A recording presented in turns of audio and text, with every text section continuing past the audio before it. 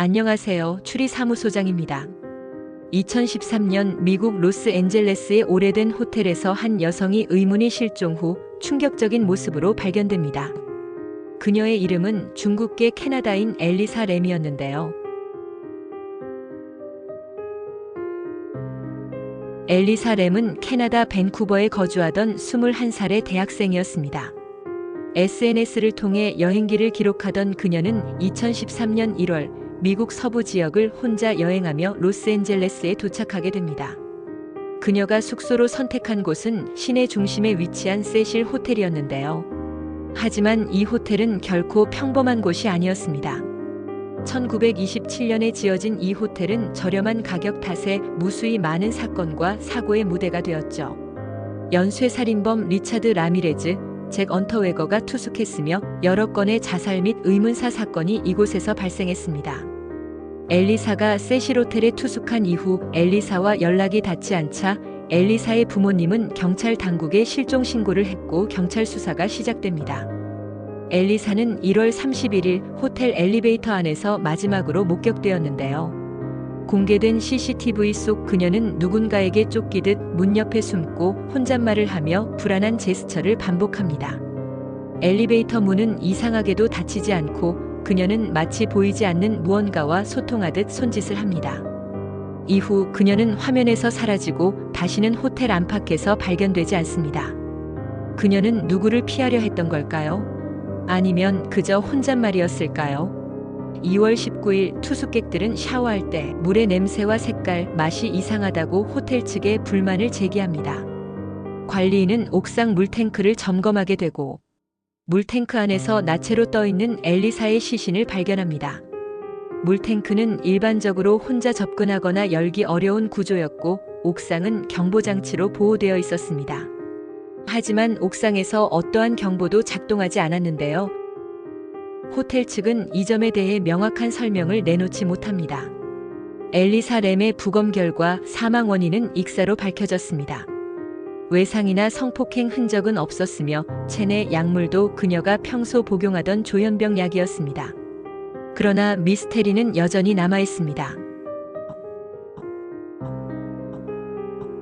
왜 엘리사는 이상행동을 하며 누군가를 피해 숨는 듯한 제스처를 보였을까요? 엘리사는 경보장치와 자물쇠가 있는 옥상에 어떻게 올라갔을까요? 또 만약 엘리사가 옥상 문을 열었다면 경보장치는 왜 울리지 않았을까요? 엘리사는 혼자 오르기 어려운 높이의 물탱크에 어떻게 올라갔으며 9kg라는 무게의 물탱크 뚜껑을 어떻게 열고 안에 들어갔을까요? 스스로 물탱크 속에 들어갔다면 왜 엘리사의 옷이 다 벗겨진 채 물탱크 바닥에서 발견되었을까요? 다른 사람에 의해 억지로 들어가게 되었다면 왜 몸에는 상처가 없었을까요? 사건 이후 수많은 네티즌과 전문가들이 다양한 가설을 제기했고 이는 크게 세 가지로 분류할 수 있습니다. 첫 번째 가설. 초자연적 존재 혹은 세실 호텔의 저주. 세실 호텔은 수많은 사망 사건과 괴담이 뒤엉킨 장소입니다. 당시 세실 호텔은 오래된 값싼 호텔이라 온갖 범죄의 본거지였을 뿐만 아니라 위치도 노숙자 집단촌에 있어 치안이 좋지 않은 곳으로 유명했는데요. 이에 일각에서는 엘리사가 세실 호텔에서 죽은 악령에 씌었다, 귀신을 피해 도망한 것이라는 해석도 등장했습니다. 실제로 호텔 투숙객들의 유령 목격담, 사진 속 미확인 형체 등 미스터리가 끊이지 않았기에 사건을 들은 몇몇 사람들은 초자연적 존재의 저주라는 해석을 내놓았습니다. 이 가설은 과학적 근거는 없지만 공포감을 자아내기 충분했기에 많은 사람들에게 퍼져갔습니다. 두 번째 가설. 타살 혹은 제3자의 개입. CCTV 속 엘리사의 행동은 누군가로부터 도망치는 듯 보이는데요. 혼자 엘리베이터 안으로 들어와 여러 층의 버튼을 누르지만 문이 닫히지 않자 머리를 내밀어 밖을 살펴보며 불안해합니다. 세실 호텔의 옥상은 일반인의 접근이 어려운 구조라 내부 직원의 개입 가능성도 제기되었는데요. 옥상 문은 평소 잠겨 있었고 관리자들만 들어갈 수 있게 되어 있었습니다. 문이 강제로 열리면 알람이 울리게 되어 있고 가는 통로도 복잡하기 때문에 일반 투숙객이었던 엘리사가 접근하긴 어려워 보입니다. 게다가 호텔 측은 CCTV 원본을 일부만 공개했고 시간도 편집된 정황이 있었습니다. 하지만 단서가 충분치 않았고 호텔 관계자가 엘리사를 죽일 동기도 없으며 수상한 행동을 보인 직원도 없기에 경찰은 타살 가능성을 배제했습니다. 세 번째 가설. 정신질환에 의한 사고사. 엘리사는 조현병과 조울증을 앓고 있었고 약 복용이 불규칙했습니다.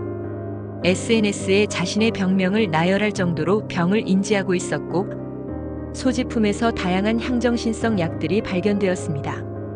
여행을 시작하고 나서는 약을 점점 복용하지 않은 것으로 보이는데요. 부검 결과 혈액 내 약물 농도가 매우 낮은 것으로 보아 경찰은 엘리사가 약물 복용을 중단한 것으로 보았습니다. CCTV 영상 속 행동은 심각한 정신적 혼란 상태를 보여줍니다. 담당 형사와 검시관, 또 많은 전문가들은 엘리사의 행동이 조울증, 편집증 환자 등에게서 전형적으로 볼 수 있는 행동이라고 설명했습니다. 게다가 엘리사가 호텔에 묵기 시작한 날부터 정신질환 증세가 나타난 것으로 보이는 증거가 여러 군데에서 발견되었고요.